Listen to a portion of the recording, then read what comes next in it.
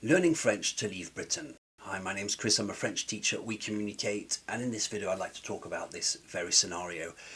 If you've been a watcher of YouTube, and if you've ever typed UK, or even if you followed the news recently, you might have come across videos of some very alarming reports and a general feeling of upheaval and discontent. There's a Prime Minister who's the most unpopular PM since just about forever. Farmer strikes, a cost of living crisis, the winter fuel allowance thing, illegal immigration in no small doses, setting people up in hotels, whatever that's about. On top of all the usuals, education, NHS, access to housing. The climate in the UK at the moment is ripe for some very rushed decisions and some very ill-informed ones also, such as setting sail to Europe without a proper knowledge of a second language. When the ship's sinking, we don't usually dip our toe into the water to see if the temperature's right, and some of you Brits might be thinking, sod this, I'm going to Europe. For that matter, even when the ship isn't sinking, we make some strange decisions, especially when it involves languages. And no later than yesterday, in fact, I saw a prime example of this sort of thing. I do some teaching for a different school than my own. And I have this young kid of about 16 whose mum wants to send him to university/college next year in France. And for this, he started to take one class a week in French, and not with myself, with them. I personally wouldn't have taken on this contract because I know it's unreasonable. It simply can't be done. I can't bring him to that level to qualify to study in college in France, but anyway, they said they would.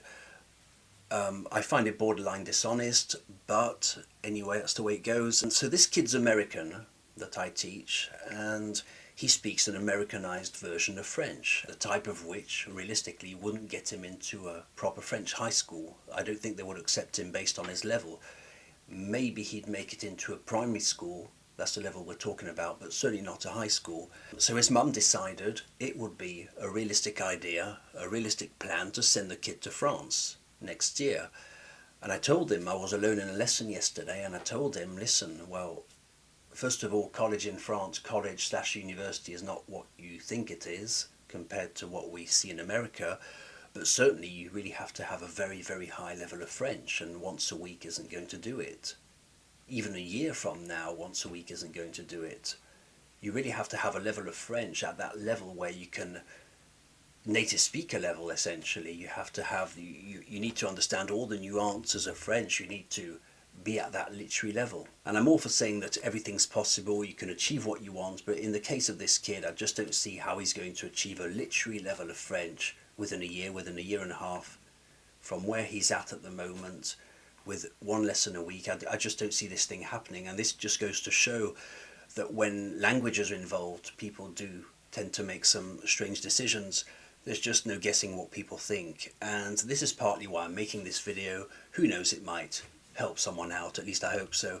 So if you do have the intention of going to Europe, such as France, Belgium, Luxembourg, Switzerland, any French-speaking country, this video might be for you.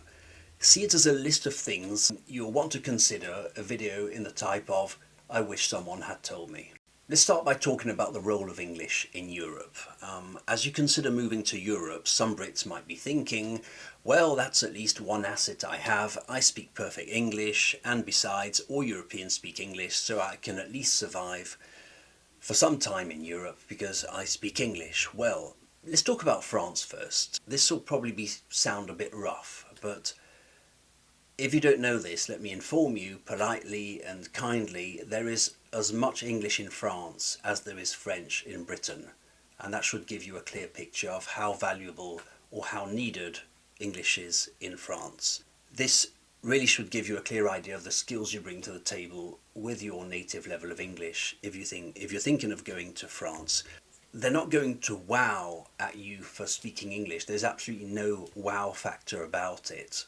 Sadly, I wish it was the case, but it isn't. Maybe in the 1960s or up to the 1980s, possibly, but certainly not anymore. And a second thing to consider is that your definition of English, if you speak English as a native language, their definition and yours isn't the same.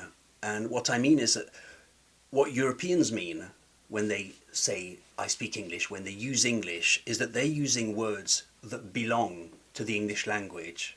It's a different thing. There is a big nuance here.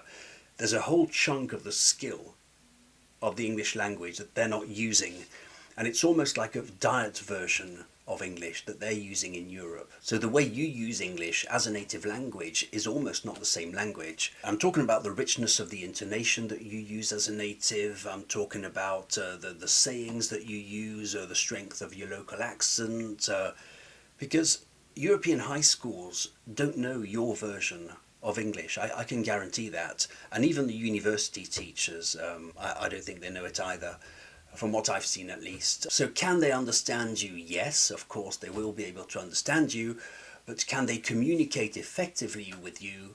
To be honest, not really. And let's take a practical example. It's a sort of an odd one perhaps, but have you ever heard of Fred Dibner, the steeplejack from Lancashire? Well, I've been watching videos of Fred Dibner. He's quite a character, and so I've been watching these videos of him, and if you listen to the way he speaks, well, naturally, if English is your first language, of course you understand him. But imagine Fred Dibner, the same Fred Dibner, doing job interviews in Europe. They wouldn't understand what he's on about. And that's the gap I'm talking about. There is a huge difference between what Europe considers to be English and what someone like Fred Dibner considers to be English. And I think you'd have to have an amazingly unique skill for anyone from human resources to go through the pain of having a job interview with you in English, especially if the rest of the business functions in French. That's what I think. As an anecdote, I did my teacher training in Brussels, so I trained as an English teacher and as a German teacher also. And the kids after the class actually came up to me and said, "We can't understand you." Do you know why? Because they said, "You sound too English." It's true, and it's not what they were used to hearing from their English teacher, who was a French speaker naturally. So he was a French speaker from Brussels who taught them English, and they couldn't understand me. It was quite striking. So what they're hearing in class, their understanding of what the English language means won't be the same as what you consider to be English. So in other words, yes, you will need to have a conversational level in French if you're planning on going to Europe. And your version of English might even be an obstacle to being properly understood over there. Yeah. And speaking of Brussels, I think you have some more bad news, unfortunately. If you're sort of thinking of escaping through the side door and going to Brussels instead of France, because we know that Brussels has an international character, more than France at least, well, very sadly, I don't think it's going to help either. For the simple reason that there's no wow factor to being able to speak English as a native in Brussels. Why? Because many workers are required to know at least 2 languages in Brussels. That's the minimum. And many people know 3, 4 or 5 in Brussels. So, I don't know, I think you might as well say you can do a handstand on a tricycle. So to conclude on this point, yes, you will have to learn a foreign language. You'll have to learn it well. And I really don't think that speaking English as a native is going to help you much, unfortunately. After this first lot of bad news, I'd like to talk about more bad news in this second section called A British Frame of Mind. And this one might come as a surprise, but I think that being British can act as an obstacle to learning French in the way we approach it. And let me state my case, and you'll tell me if I'm right or not. I think the first thing to take into account is when you look at Britain, there are not many foreign languages in the public space. You can walk around Britain and not see many foreign languages at all. When you look at schools in the past 20 years, MFL, modern foreign languages, have been at an all-time low. The kids aren't interested and there are no teachers to teach them. So I think in Britain, foreign languages are a very foreign thing.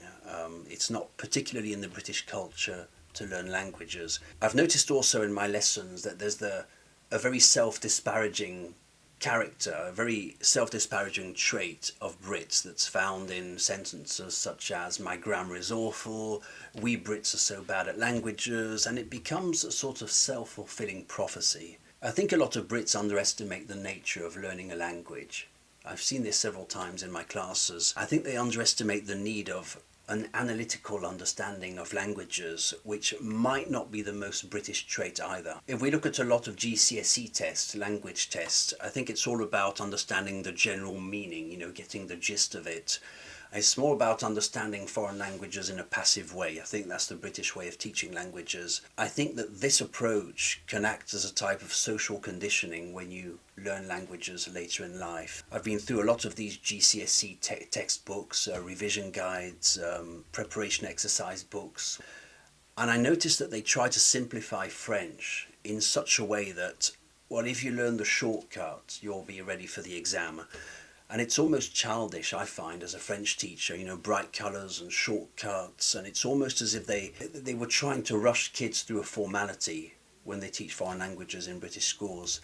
So I think that a combination of less exposure to foreign languages in the public sphere, the way they're taught in school, and the self-disparaging frame of mind can act against a proper learning of French, at least in what I've experienced. So not all British people are like that, but I have noticed it a few times, yeah.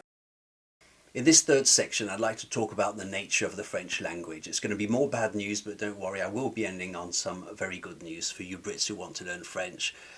Another thing to consider, yet another thing to consider, is the nature of the French language, which is very different from English. From what I've seen, British people are not generally language conscious, is what I would call it. It's not something they spend a lot of time thinking about or even encounter. We've already mentioned the public sphere. It's not something that's very present in the reality of most British people. And I've taught GCSE English in the UK and even A-level English. I'm actually a QTS teacher, qualified teacher status for the UK. And I see that education in Britain has a very rushed feeling, which is very different from the Francophone culture.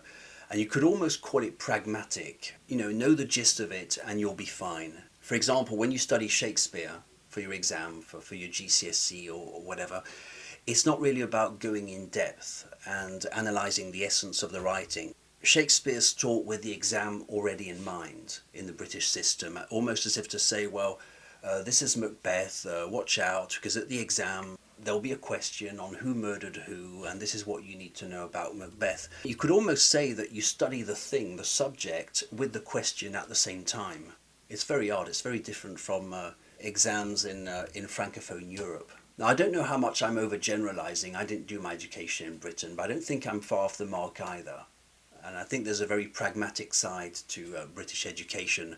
But this will prove to be a problem, I think, when approaching an analytical language like French with a pragmatic frame of mind, a la Britain. French people are analytical by nature, and the language reflects this. When you compare this with English, no one really cares about English, and they're strong words, but there really isn't any obligation when you look at the English language to pronounce English in any definite way. You can really choose the way you speak English.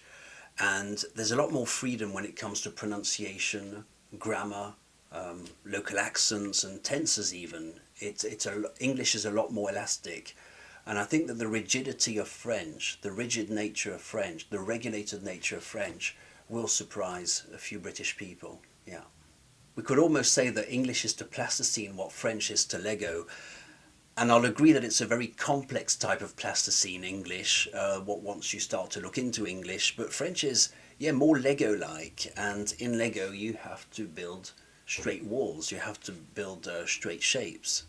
I think Brits are going to have to force themselves to be un-British and embrace a more analytical frame of mind when they approach French, like learning key phrases or getting by in French, as I've heard some Brits say. It really isn't going to work at all. You have to learn the real thing. It has to be known that speakers of French are usually very observant of their own language, because that's the way they were taught it in school. So coming in thinking anything won't do and just learn a few key phrases, survival French, it really won't work. Sadly, I'd love to say that it will, but it won't. I want to finish this video on a positive note. I said I had some good news, and I do have some good news. Well, the good news is that the job ahead is very doable. Hooray! Indeed, it's a lot easier to go from English to French than the opposite. And I know so why, because I teach both. I teach French as a foreign language and English as a foreign language. And I know that teaching English is a lot harder than teaching French. So that's the good news. If you're looking at a time frame, realistically, I would say 6 months to a year, if you work diligently at your French, can get you there. You can reach a mid-level conversational level of French within 6 months to a year if you work diligently at it, which means, well, not once a week, obviously, not twice a week, more than that. Serious work will get you there. That's completely possible, yeah. For this to be possible, you have to find yourself French classes that are organised according to a hierarchy of skills. You'll want something strategic, especially if you're in somewhat of a hurry. You'll have to find a language school or some other source of learning that's designed for that. And remember, not all language schools or language learning apps or platforms or websites are all designed for the same purpose. It's very important to know that. That's the topic, of course, for another video because it takes a very long time to explain. But not all language schools are the same. It's very important to know this. I hope this video was useful. Thank you very much for watching. Yes, you can learn French, and yes, it can be done. Bye. My name's Chris. Thanks for watching.